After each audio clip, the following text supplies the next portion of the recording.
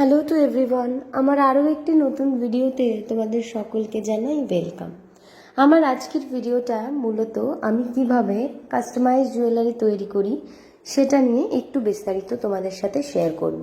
প্রথমেই বলে রাখি, কাস্টমাইজ জুয়েলারির মূল অর্থ হলো নিজেদের পছন্দ মতন ডিজাইন তৈরি করা। এটা তখনই কাস্টমাইজ জুয়েলারি বলা যায় যখন সেই ডিজাইনের নিজস্ব ক্রিয়েটিভিটি থাকে, অথবা বলতে পারো কাস্টমার যেমন চায় সেই রকম ভাবে কোনো ডিজাইনকে নিজস্ব ক্রিয়েটিভিটি দিয়ে নতুন একটি রূপ দান। কথা বলতে যখন কেউ আমাকে বলে, রিদ্ধি এই শাড়ির সাথে বা এই কস্টিউমটার সাথে তুমি তোমার পছন্দ মতন করে কাস্টমাইজিং করে দাও, তখন আমার ভীষণ ভালো লাগে, কারণ আমি একটা নিজস্ব স্বাধীনতা পাই নতুন ডিজাইন তৈরি করার। কাস্টমাইজ জুয়েলারির অর্ডার নেওয়ার আগে এটা একটু মাথায় রাখা ভীষণ দরকার যে আর 5 জনের থেকে যেন তার জুয়েলারির জিনিসটা একটু অন্যরকম হয়, কারণ সে কিন্তু গতানুগতিক রিমেকিং পিসের অর্ডার দিচ্ছে না, সে তোমার থেকে নতুন করে তোমার নিজস্ব ক্রিয়েটিভিটির কাজটিকে সে বেছে নিতে চাইছে।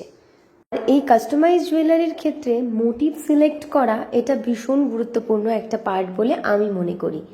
এটা ম্যান টু ম্যান ভ্যারি করে যে কে কিভাবে ক্লায়েন্টকে হ্যান্ডেল করবে।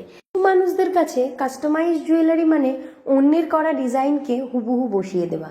আদতেও কিন্তু সেগুলোকে কাস্টমাইজিং বলে না, সেগুলোকে কি বলে সেটা আশা করি তারা খুব ভালো রকম জানে। আমি যখনই এই সুযোগটা পাই কাস্টমাইজ জুয়েলারি করার, তখন যেন আমার ভীষণ ভালো লাগে, কারণ আমি স্বাধীনভাবে নিজের ক্রিয়েটিভিটিটাকে বিল্ড আপ করতে পারবো। মোটিভ সিলেকশনের ক্ষেত্রে সেটা যে একদম কস্টিউমের সাথে হুবহু মিল থাকতে হবে তার কোনো মানে নেই। তুমি কিভাবে সেই কস্টিউমটার সাথে ম্যাচিং করে তাকে প্রেজেন্ট করবে, এটা সম্পূর্ণ তোমার নিজস্ব ক্রিয়েটিভিটি, তবে না যে সেটাকে বলে কাস্টমাইজ জুয়েলারি।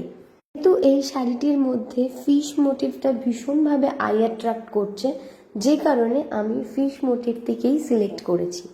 এখানে আরও একটি মোটিভ আমি অ্যাড করব, যেটা হয়তো এই শাড়িতে নেই, কিন্তু শুধুমাত্র ডিজাইনটাকে অন্যরকম তৈরি করার জন্য সেই জিনিসটা অ্যাড হবে। নিজের এক্সপিরিয়েন্স থেকে তোমাদের একটা ছোট্ট নলেজ শেয়ার করব। যারা নতুন এই ক্রিয়েটিভ ফিল্ডে কাজ করছো, নলেজটা আমি আবার পেয়েছিলাম যেহেতু আমি ডিজাইনিং কলেজে পড়াশোনা করেছি সেখান থেকে। স্যার ম্যামেরা কোনো একটা জিনিস শেখালে সেখানে বলতো যে এই কাজটা থেকে তোমরা যেটা শিখলে, যে জ্ঞানটা অর্জন করলে, সেটা যেন তোমাদের নেক্সট কাজে আমি দেখতে পাই। কখনোই যেটা শেখালাম সেটাই যেন হুবহু দেখতে না পাই, তাহলেই তোমরা শিখবে। হ্যাঁ, সেই সময় অবাক লেগেছিল যে কি করে আবার এই কাজ থেকে বাইরে বেরিয়ে নতুন কাজ করব, কিন্তু করেছিলাম বলেই আজ হয়তো একটু কিছু শিখতে পেরেছি।